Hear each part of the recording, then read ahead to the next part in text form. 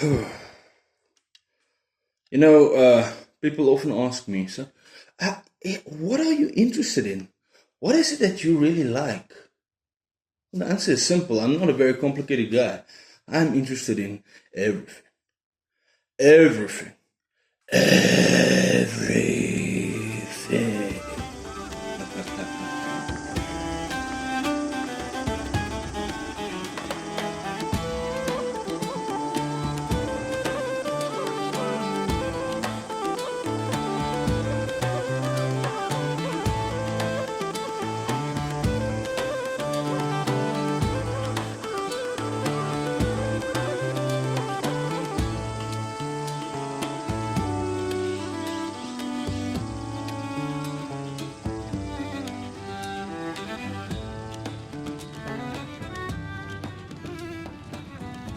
Ladies and gentlemen, miscreants, mollifiers,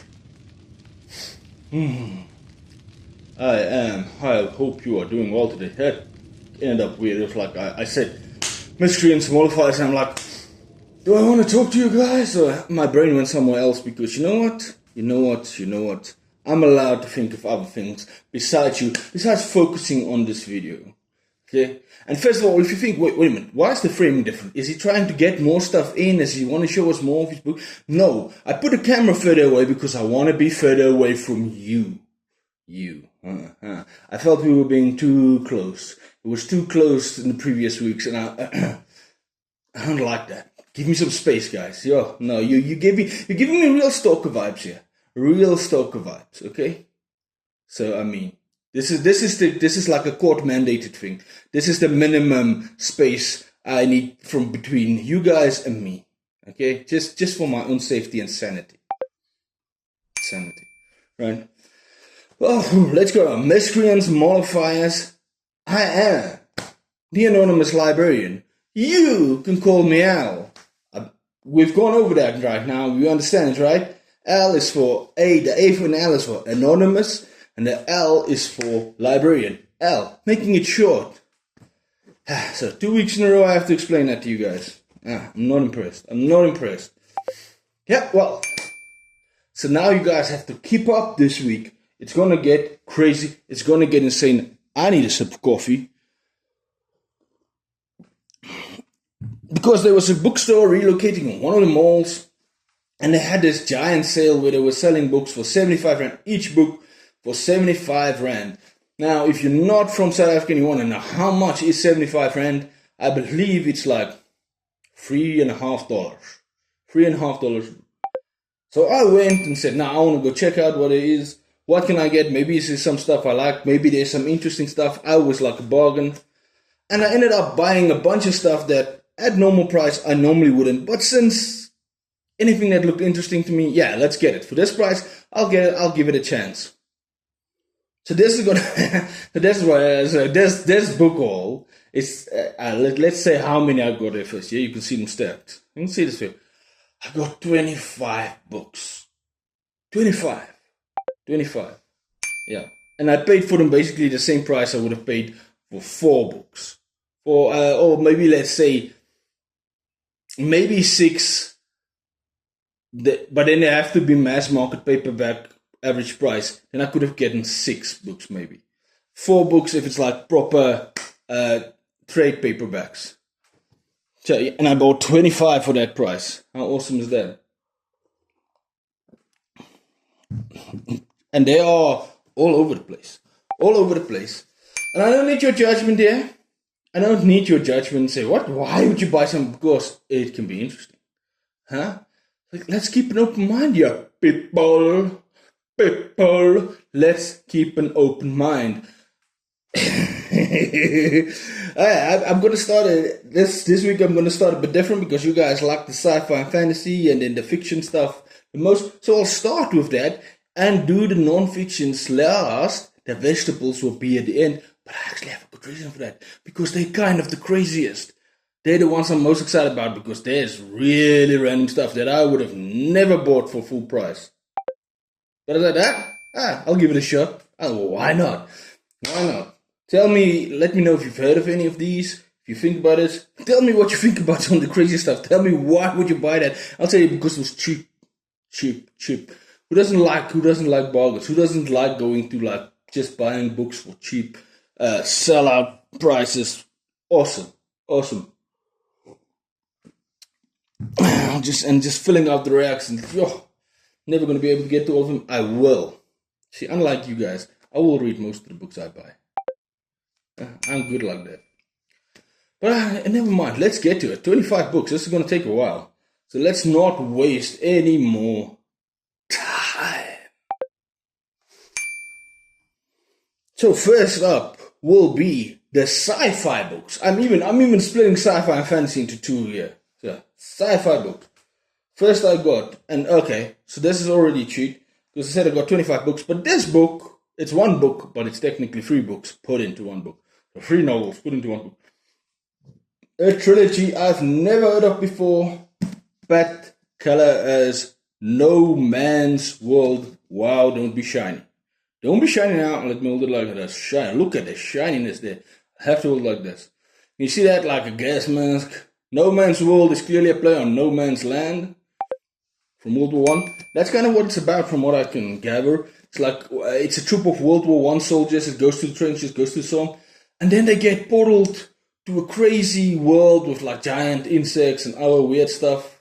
Like, it this is definitely something that seems like it's part sci-fi, part fantasy. Like, it's not just sci-fi. But I decided that it sounds more sci-fi than fantasy from the description in the back. Does anybody notice? It looks cool. I mean, World War I based fantasy or sci-fi? Yeah. I mean, trench warfare was like the craziest stuff ever. I would love to read a bit more about that. Never heard of this before in my life. Really looking forward to giving this a try. Let me know. Okay, let's do it. Now from somebody I've never heard of. Maybe I've heard of this novel, I'm not sure. But the author is very famous. George R.R. Martin, Dying of the Light, his sci-fi work. This is like what's this? Masterworks, SF, Masterworks. Yeah. Interesting, and that's like it looks like kind of, no, I don't say hard sci-fi, but doesn't looks like it leans a lot into fantasy, and it's short. I just finished Clash of Kings this week, and big boy, so good. I love to read some short stuff from Martin, and I mean Martin's such a good writer. If he's trying to write sci-fi, this is the 3rd sci-fi book I've bought of him. So yeah, I am excited. Getting a George R. R. Martin book for cheap, why not? Pretty decent cover. Looks like ice. Spaceship, cool. Excited for that. Dying of the Light. Next, we're done with sci-fi. We are going into fantasy. Yeah, so I put sci-fi on its own, but it was only 2. So maybe no, I lie. I'm putting them back together as always. Yeah. This is an author I've heard of, not read any of her works, and I couldn't even name one of her works, but her name is famous. I've heard her name so many times mentioned. So I want to give her a try, and this is a very short, and I found it on the teen reads, not even young adult. Maybe no, I found it on a young adult, but I think it's more teen reads. The Glass of Lead and Gold by Cornelia Vonk. Cornelia. I think it just said Funk, right? Not Funk. It's Cornelia Funk. I know she did the book adaptation with Guillermo del Toro of Pan's Labyrinth, which I was thought, I'm interested in that, but if I like this, I think I'll get that. Look how short this. Fast. This was the one, maybe. I think this one was already like only $4 or $4.10, and I got it now for $3.50. 75 Rand from 90 Rand, okay? Yeah. I'm excited. Something short, something interesting. Why not? This is a series I heard about a few months ago. Now, unfortunately, this is not the first book in the series, which I don't have, so now I have to go buy that. Danny. But it's Fablehaven, Rise of the Even Star by Brandon Mull. This is the 2nd book in the series. Look at it. But just look at this cover. Whoa. That's a giant. That's a giant that's blue. And the kids are running for their lives. Run. Also on the teen, like young adult fantasy, teen reads maybe. lower than that, even like the young adult. I see these days they put this. I see Sarah J. Maas is being placed under the young adult stuff, and Rebecca Yar. So yeah, okay. So this is, I guess, this has to be teen reads then. If that stuff is young adult now, yeah, yeah. Fable. I would check out Exit's Exam and make the video about the Fable Haven series, and that got me fascinated about it because I'd never heard of it before. Even though it was during the time I grew up, but I can't remember ever seeing this stuff in South African bookshelves. But I mean, clearly it has to have been since I've found this in South African bookshelf. I think it's going to be interesting. I want to start checking them out now, but I now have to go buy the first one, and I'm probably not going to get that for cheap, right? We'll have to see. But I am excited for that as well. Now this is a series. This next one is a series I can't wait to start.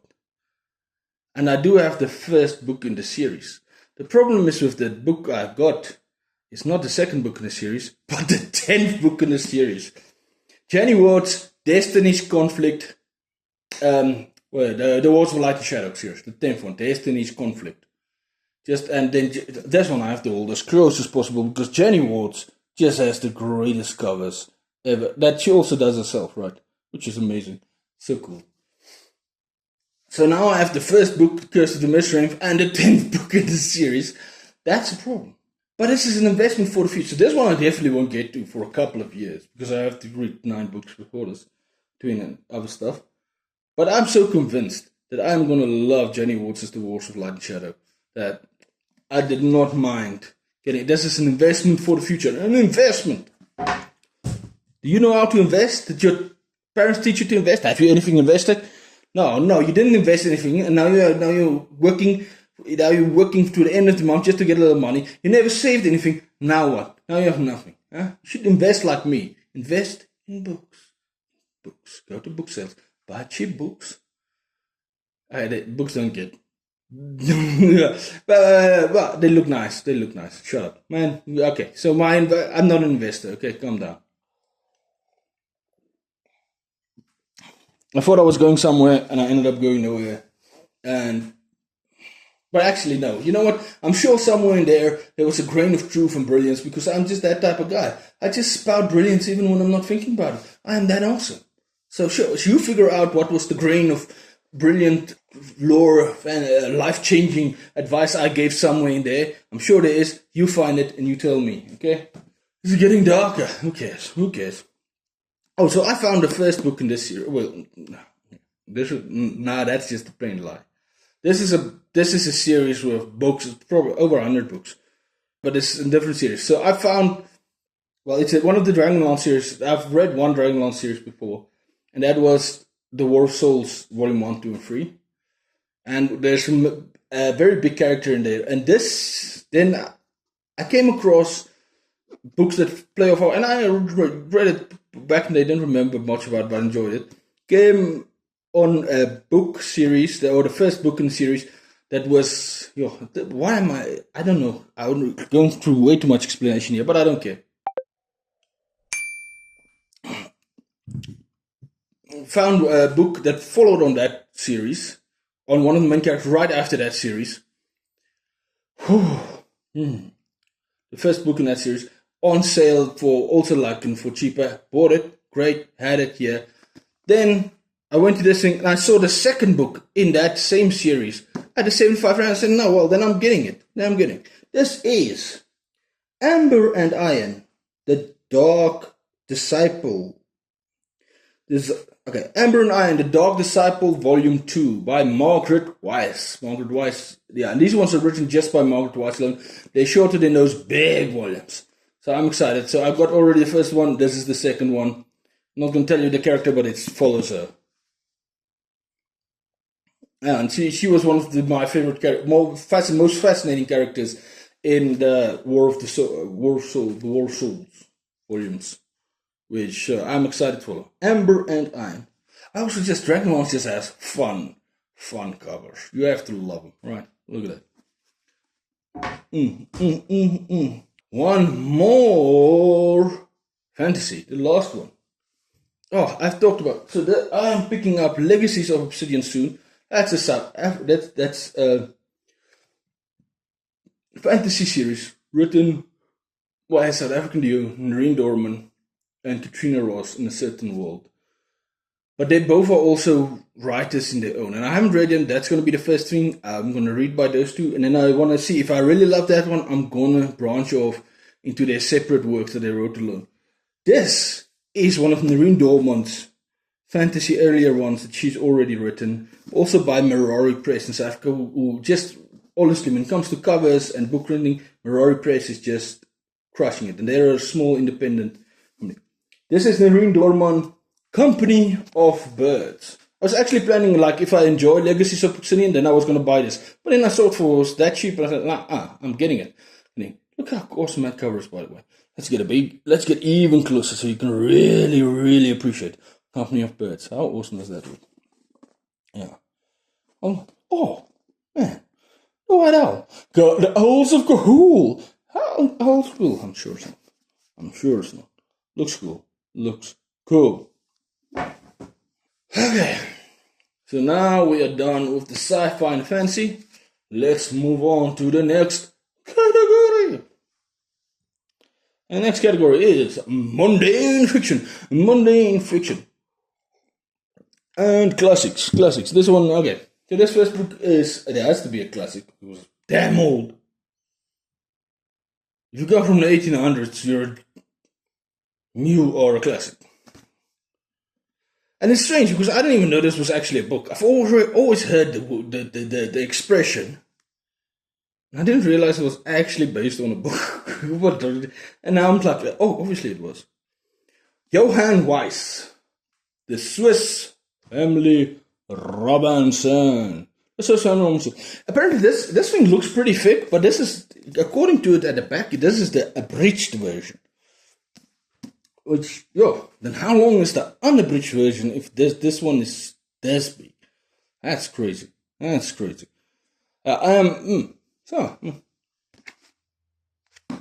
mean, I love looking at like stuff like that still has some kind of been remembered. Did something. I'm curious. For that price, yeah, I'll give it a shot. If it was that famous. Okay, so my next Mundane Fiction doesn't exist. That was the only one. I only got one of the Mundane Fictions or classics. Only one. Of the whole 25. So what are we moving on to now?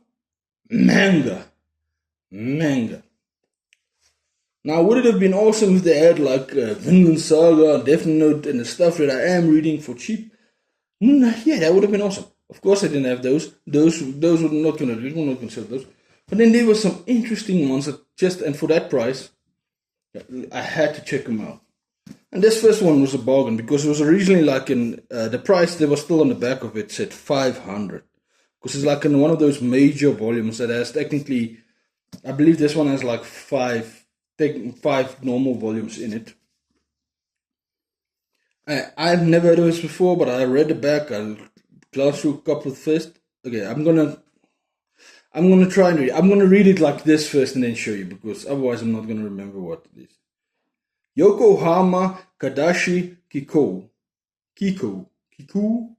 Deluxe Edition Volume 1, Hitoshi Ashinano. And there it is. Actually, yeah. Yokohama. So from what I can gather at the back here, it's like, okay, this one. A quiet cup of coffee as the world winds down. Doesn't that sound awesome? Isn't that a cool expression? Yeah, so this is basically, that's like an AI robot chick that that works in a cafe, and she's like waiting, doesn't know if her boss will ever, because I think the end of the world already happened. She doesn't know if her boss will ever return, but she keeps running the thing, even going through it and stuff. It looks fascinating. I'm not even sure if there's any humans in this, or it's just robots. From what so there's like a post-apocalyptic, but like, it almost seems like a post-apocalyptic cozy fantasy manga. Just like, that seems awesome. That seems awesome. So yeah, I'm excited for this. If I enjoy this one, I'll look out now. And I mean, this thing would have cost, it was like 520 Rand was the mark price, and I got it for 75. How could I say no? And then just the fact that the idea looked cool as well. So don't judge me. Don't judge me for buying stuff. Hey, the next one, okay, this is the next manga. I got 3 volumes and a thing that I also never heard about, but where that one seems really interesting and very could be poignant and fascinating. I'm thinking like I'm getting like free-run sci-fi vibes, free-run ascendance of a bookworm vibes there. This just seems like mad craziness. This one, and let me know if you've heard of this before. It's called Little Devils. Little Devils by Ooh Me. I'm not lying. That's the name that they gave you. Look at it. Wait. Ooh Me is the writer. It's like, ooh yeah. Volume 1, Volume 2. Let me see. Volume 2 looks like that. Volume 3 looks like that. Hey, so from what I can gather, reading the back of the first one, they like somebody defeats like the demon lord, and then the demon lord, instead of just dying, gets turned into 12 annoying little girls. And then the guy that defeated him has to take care of the girls. He has to raise them now, feed them, whatever.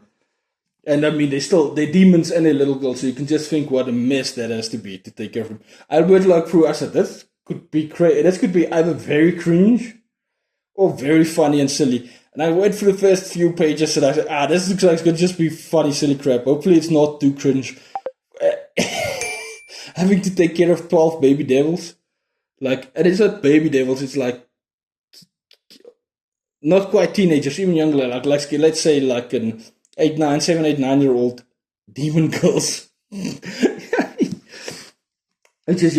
Which I can tell that's clearly that feels like a parent writing that had to take care of. He had a couple of daughters that were crazy and said like, I want to take this out.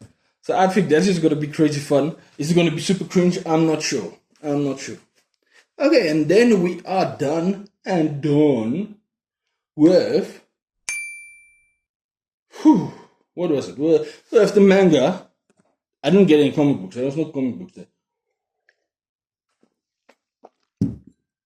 Yeah, no, comic books are a bit hard to get inside. There are some here and there comic shop. Very few comics you'll find in bookshops themselves. Kind of sad, yeah. Now we go on to what would usually be the vegetables, which is usually at the beginning, try and force with you, the non-fiction. But this week, I think the non-fiction is actually, because this is where stuff is going to get weird. This is where stuff is going to get crazy. So yeah, you know what, I'm going to do it different. Let me rearrange it.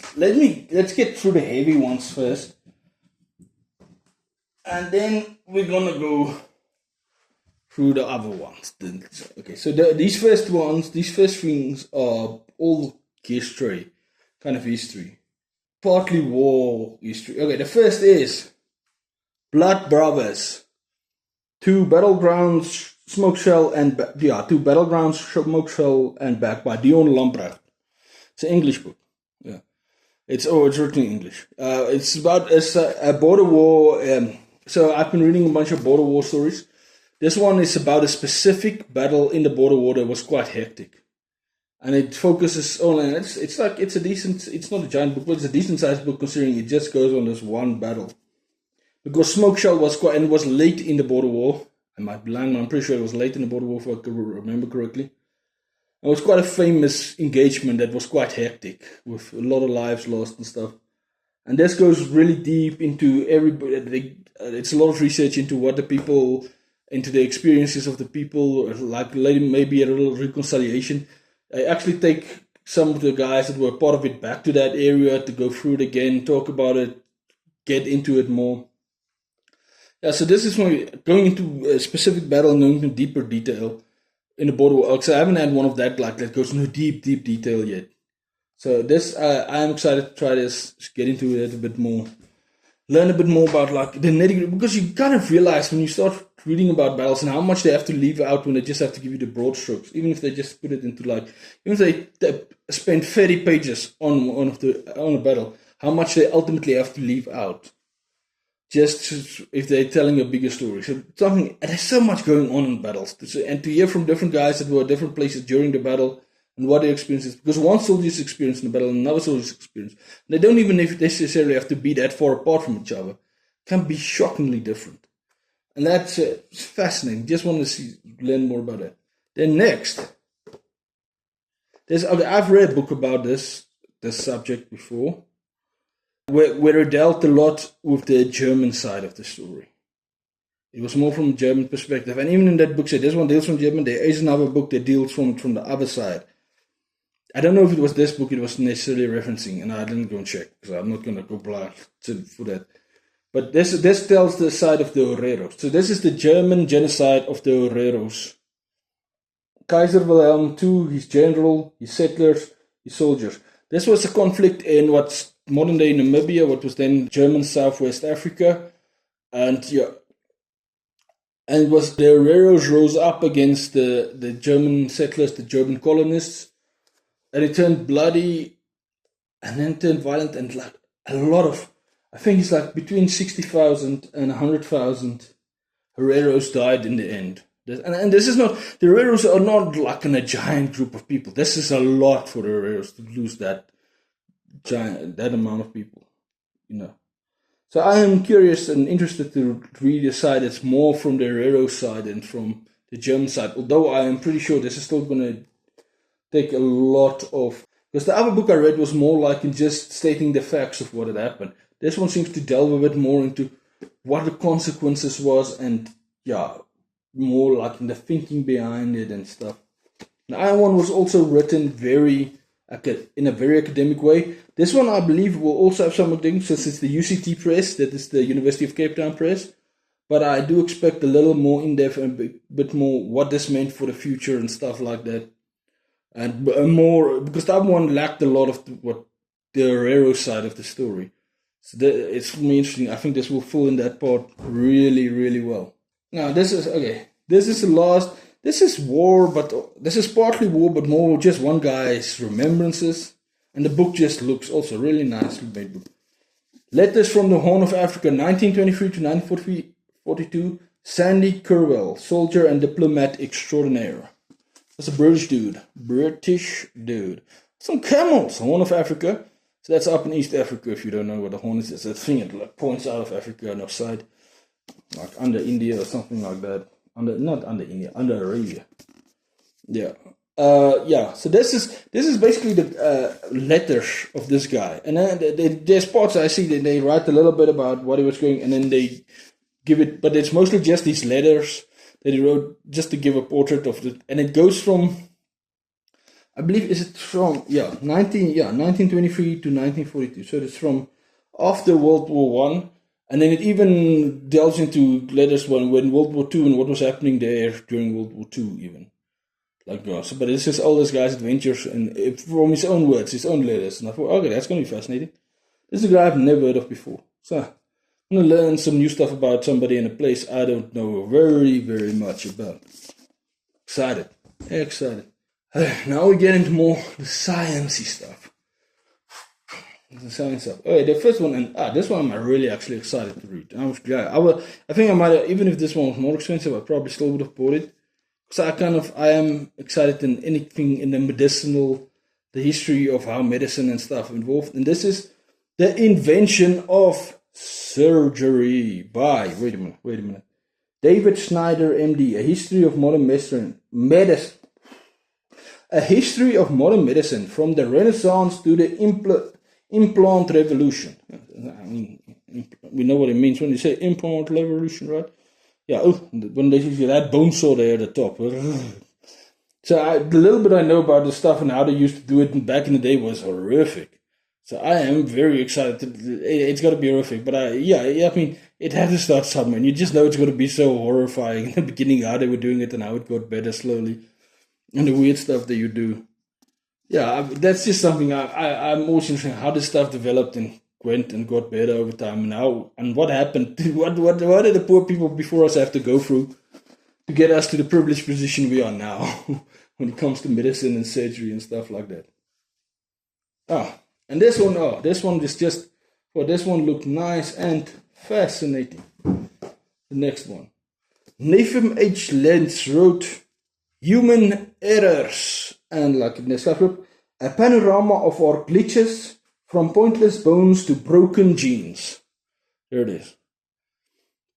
So apparently we think the human body is so perfect, but apparently there's a bunch of stuff in the human body, like in that either serves no purpose or is just a glitch or a weird thing that shouldn't really be there. And this goes into how that stuff developed, maybe, and why, and stuff like that. So it's called human errors. That's just fun. I think this is going to be a very fun book to read. I love the orange cover as well. I hope it shows up nice there. Like it just looked like a human being losing mechanical parts as he's walking by. Yeah, like, or just stuff falling out, wires hanging out, stuff that shouldn't be there. Like, yeah, no, the human body is not built like a machine. It's built. There's a lot of quirks to it. That will be fun. Okay, next. Yeah, let me put this one aside for a bit later on. Let's not get into the silly stuff already. Let's get into some of the, like, more. Okay, this is just for all of us readers out there.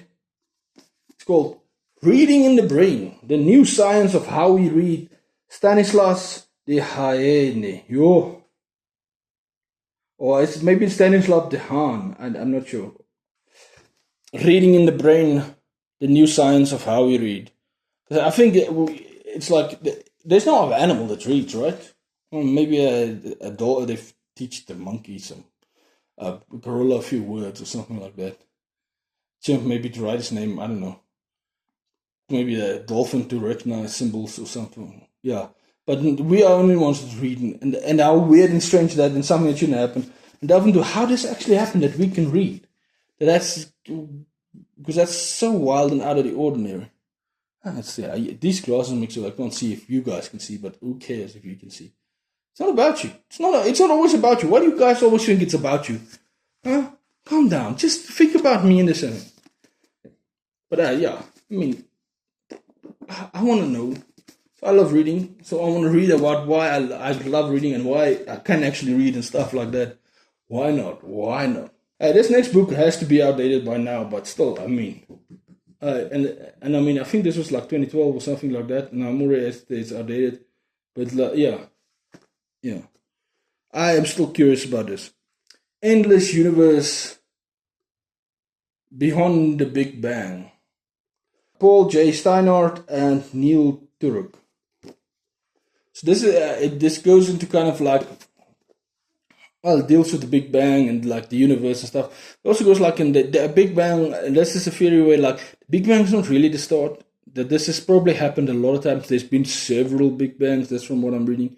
And now, this goes into deeper and like how the universe, and it's also after certain discoveries were made in space and stuff. Yeah, like, and it's like they say that the Big Bang was not the beginning of everything. That there was stuff before it, and there was like previous Big Bang and stuff. So I'm fascinating to read it. But I mean, the reason I'm saying it's probably outdated because I believe this is 2012, and I mean that we have had even better. They've discovered even way more crazy stuff. 2007. That's how far back we go. Just think about all the stuff they've discovered in space since then. But I mean, I'm still gonna have fun with this, right? I think so. Let me do that. And what maybe best name of any of the books I pull up today is The Evolution of Beauty by Richard O. Prum. Richard O. Prum. How Darwin's forgotten theory of mate choice shapes the animal world and us. And one of the things that, so we all know about evolution. I assume you've heard of evolution before. Charles Darwin did it, and it was like survival of the fittest or survival, something. But there is also this aspect, and Darwin also talked about it, like how evolution is very much also based around, or it's one of the theories about choosing the mate. The mate you choose is ultimately going to be, and it keeps going on. Yeah. And I mean, even animals choose mates on attraction, birds especially. Apparently, so this is going to go a lot into birds. Oh, it's going to be fun. Reading about birds and their nice plumage. One of the best books of the year, the New York Times Book Review, Smithsonian, the Wall Street Journal. Okay. I'm really excited to read it, yeah. And apparently it was one of the New York Times 10 best books of the year when it came out, I assume it was the year that it came out. I'm really excited to read it. That sounds awesome, fascinating. And just why we choose the hardest We're all after whatever you find as hardy. We're all after hardies. Hey, that includes me. I'm hardy. I'm hard for my. Look at this. How can I not be hot with these glasses on? Huh?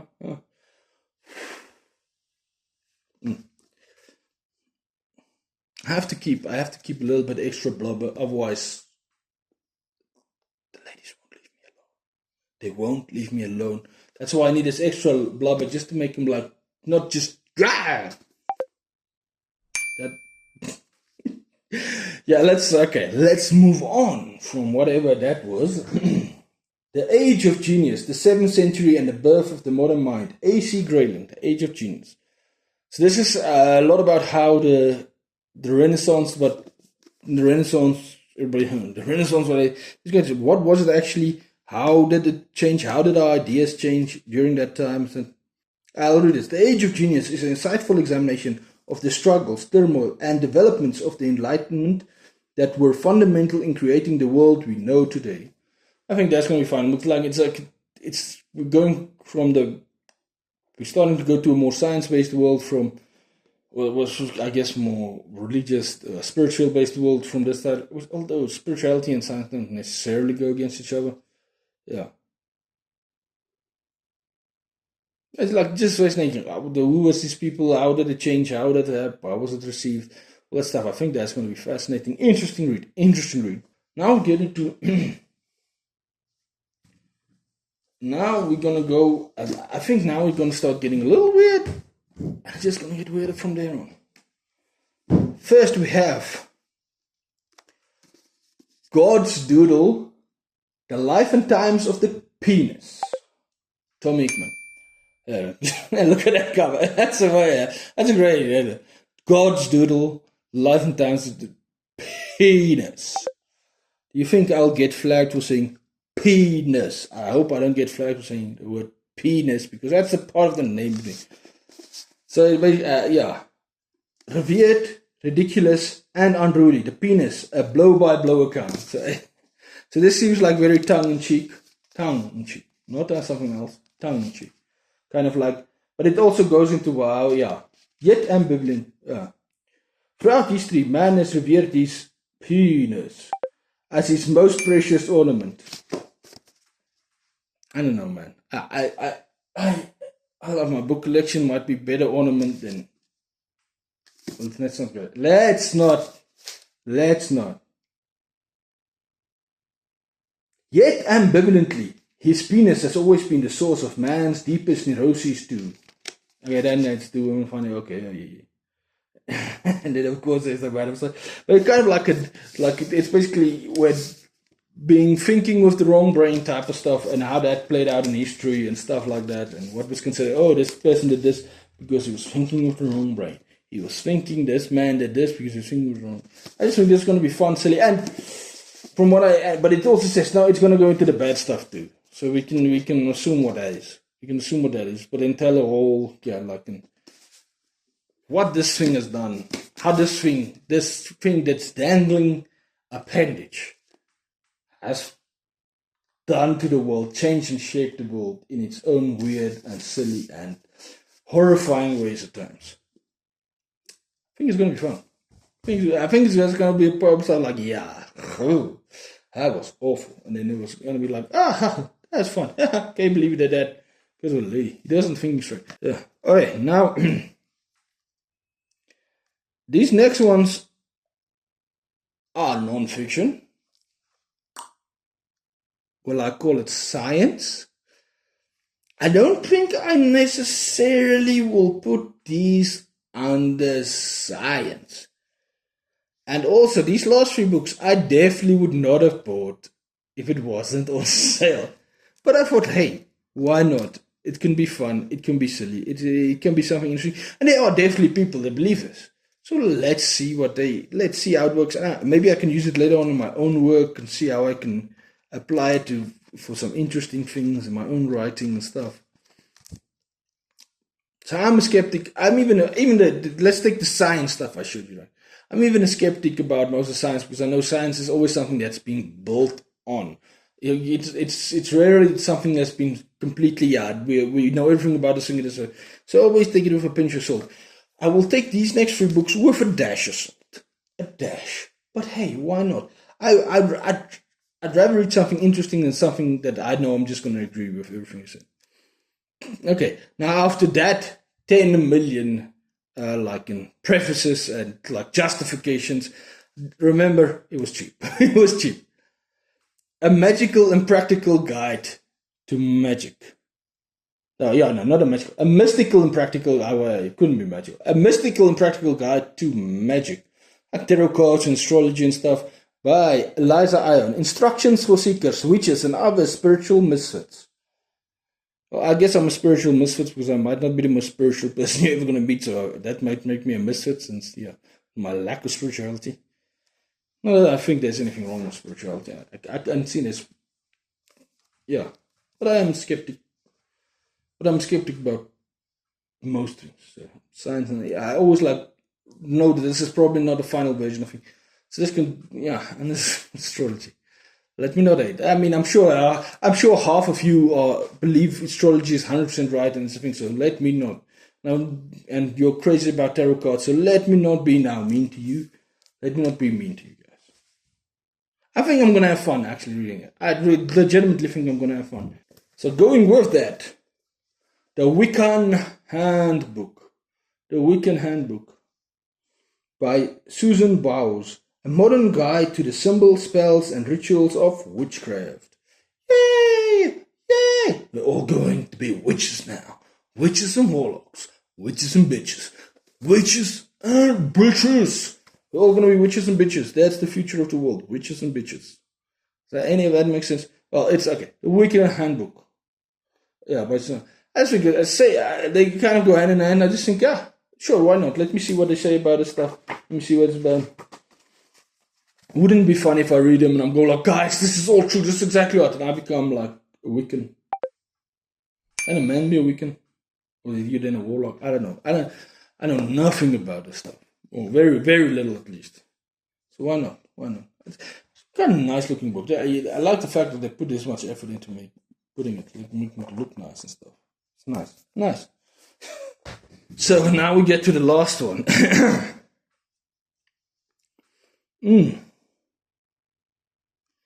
Yeah, so let's just go for it.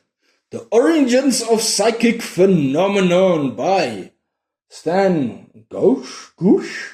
Stan Gooch. That's there at the top.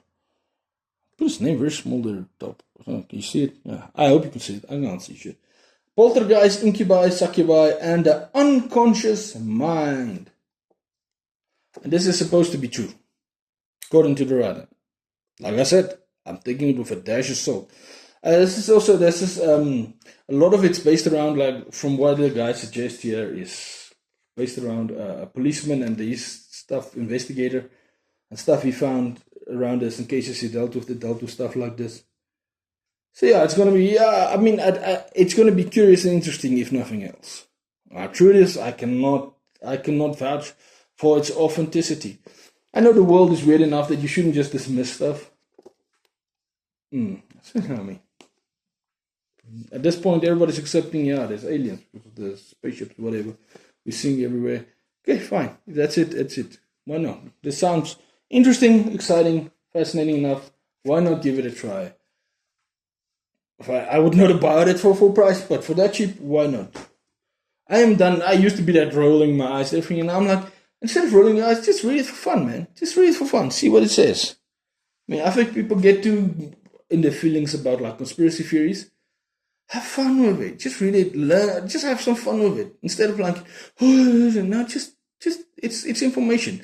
Correct or wrong, it's information. It's something that you know then. And I mean, most of us are, I just want to say, okay, you need a lot more evidence for this thing that you're suggesting. So just because I find something interesting doesn't mean you believe it, right? I mean, it's worth like broadening your horizons if that's even true. Well, why would I want to try and justify myself to you guys? I do not need to justify myself. Do you lot? Not even for a moment. All I want to know, did you have fun with that? Do you know these books? Have you read one of these books? Do you think I've lost my mind? Am I going to be a witch a year from now? If I read a witch book, will that turn me into a witch? Huh? What? Or maybe I'll become a super scientist. I just know I'm going to, like all of these, especially the non-fiction books, I'm going to read it and I'm going to can't wait to just tell people what I read about it. And like brides and stuff like, and then they think, oh, how do you know all these things? Nah, I just read weird books, man. That's all. I just read weird and a lot of different stuff. I'm just all over the place when it comes to like and things that I find fascinating, interesting. So there's so much, right? There's so much. Let me play that later. It's an earthquake. It's a shake cam. We didn't shake cam now. Okay. It's very sensitive today. I got a new tripod. That's why it looks so different. Okay. I hope it works better. I feel like this should look better. Hopefully. Let me know. Let me know if you like it. The one person that watches this, which is me. It's apparently me. Most of the time, it's me watching my own stuff, which I don't. I just play it and a thing in the background, so I get a view.